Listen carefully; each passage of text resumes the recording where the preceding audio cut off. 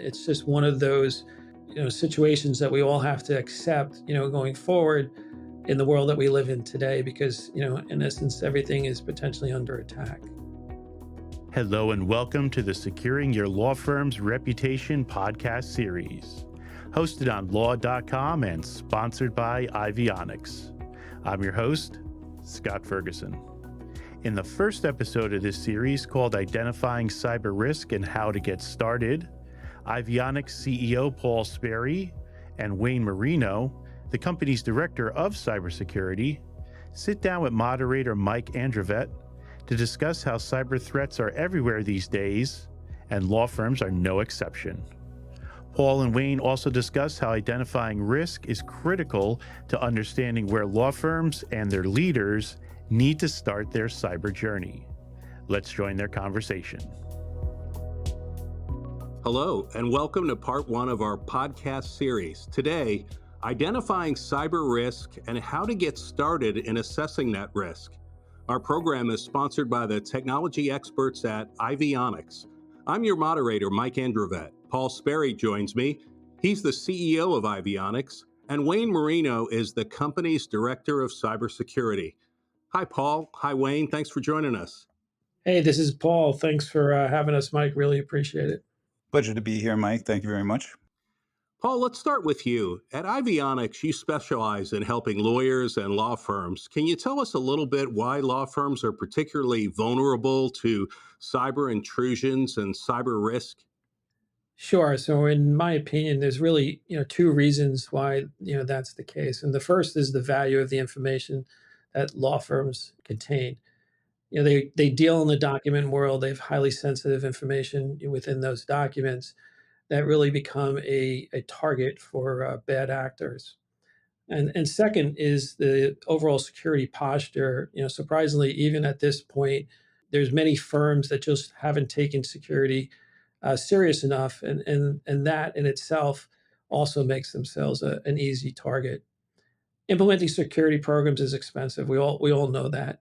A lot of firms, I like to say, play the ignorant card in saying that we really can't afford to do it right, and they minimize the likelihood of a security event happening.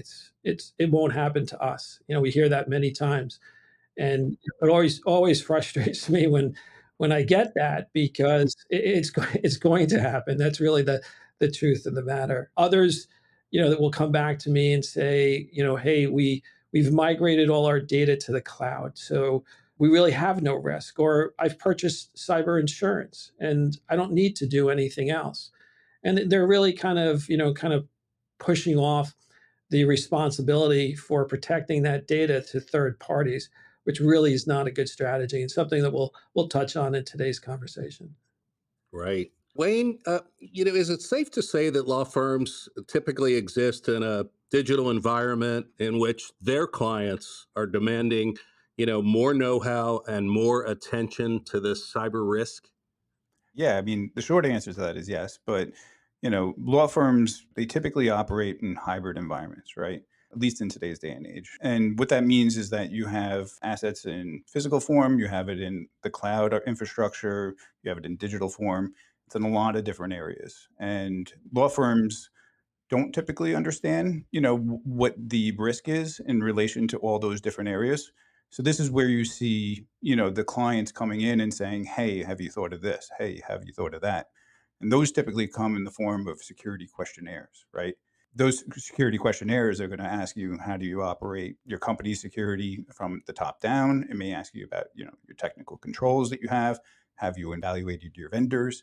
All those comprehensive questions that they ask are trying to get an understanding of what your security posture is for your whole company. So the idea here is that, we want to go with a comprehensive approach for law firms. And that may kind of entail like maybe moving towards like a zero trust architecture, where we marry like, security for your physical environment versus your cloud environment, and make sure that they're strengthened with the security between those two environments. But it's not just that, it may also have to move into different cybersecurity frameworks as well.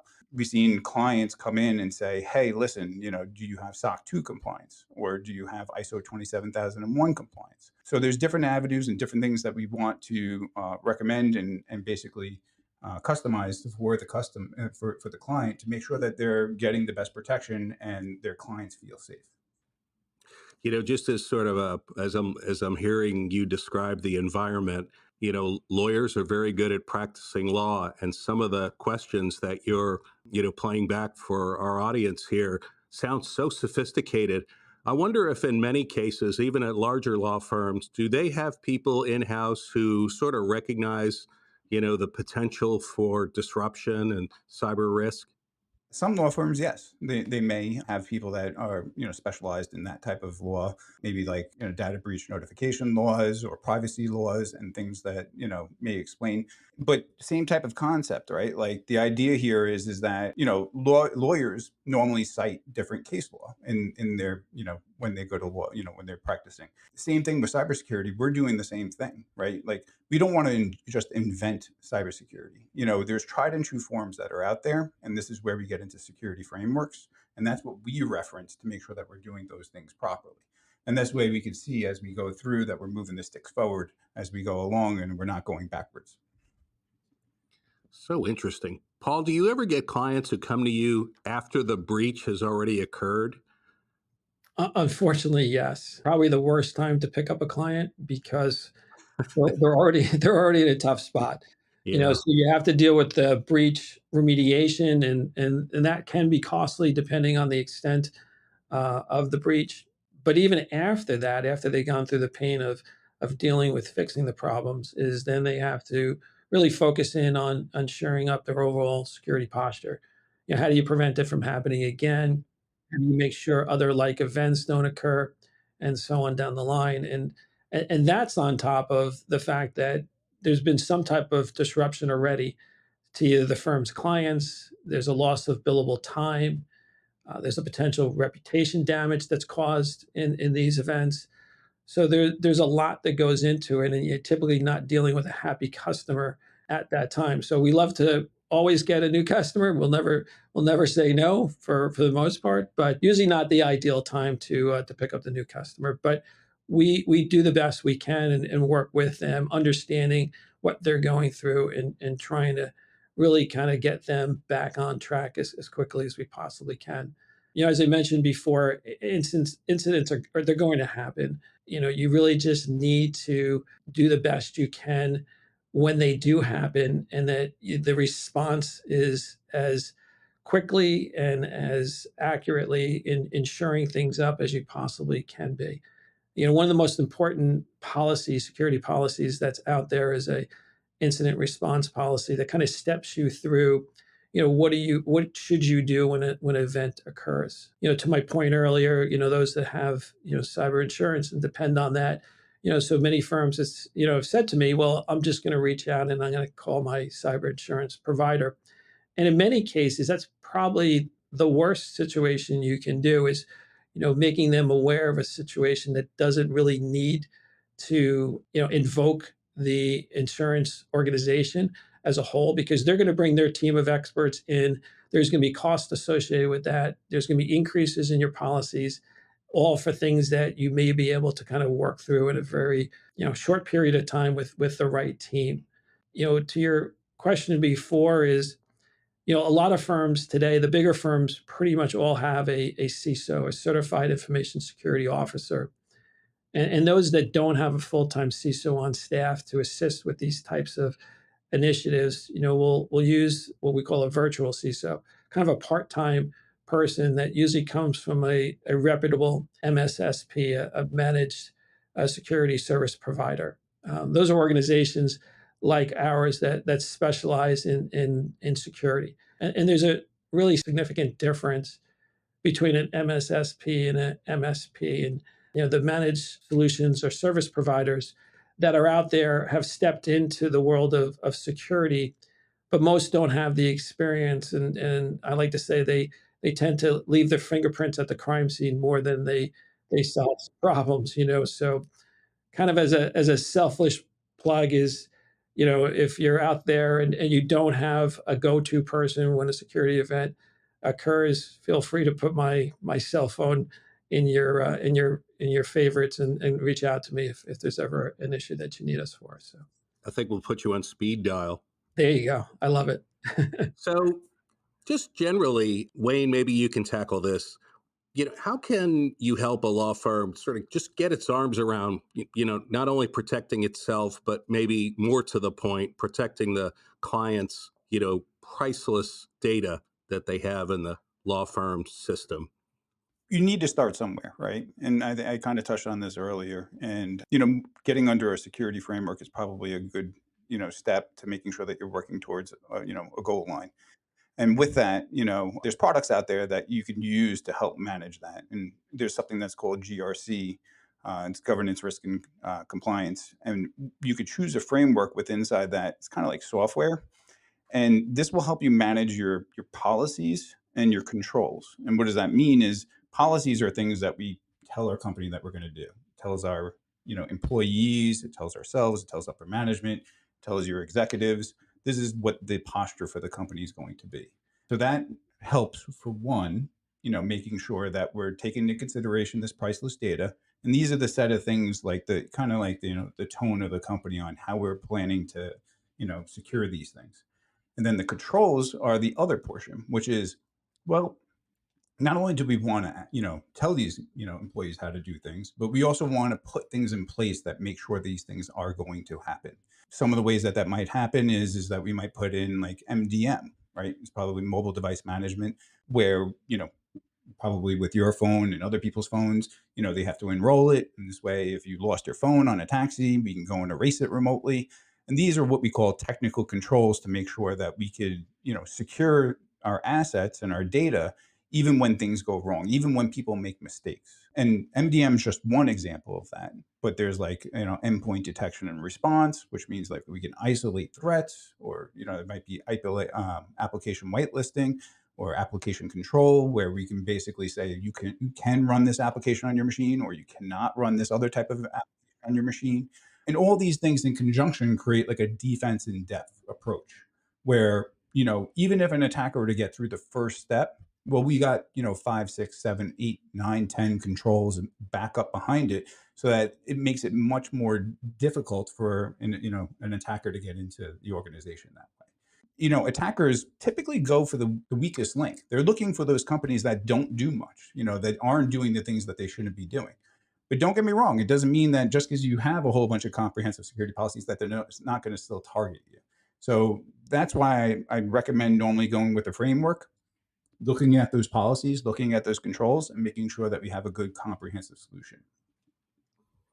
Well, Paul, building on that information, can you talk a little bit about the structure that you use and IVIONICS use to not only assess the threat, but then develop the plan that a law firm can not only implement, right, but maybe as important, understanding and gaining the buy-in from the staff and the lawyers who probably, or maybe at least, have different priorities? Sure, and I think the buy-in is usually the toughest part, So, but starting, with the plan, I like to say every firm is different, no matter how similar they appear on the surface, and there's no perfect plan, and there's no plan that works for all. When we start these conversations with our clients, many of them are, hey, we're just like ABC law firm, whatever you did for them, do the same and put a plan together, for us. Just cut and paste it and send it over and we're good. So I wish it was that easy Right. because there's a lot of work that goes into the formulation of a plan. I mean, as I think we mentioned earlier, is just security is about protecting information, and it makes things more cumbersome. And it's just one of those situations that we all have to accept going forward in the world that we live in today, because in essence everything is potentially under attack. So anyway, when it comes to the plan, the first step is always getting management to realize that they need help with this. Many times there's people within the firm that feel that they are capable of doing it. Most time that's not the case, and there are CISOs and others that are qualified security experts that can do it. But most of the time, they really need to go and find outside help to work with them through the process. And then it's getting the commitment, to actually implementing a security program that's aligned to the firm's risk tolerance. Every firm has a different risk tolerance. Some, can't afford to have anything out there. A breach would be detrimental to the firm.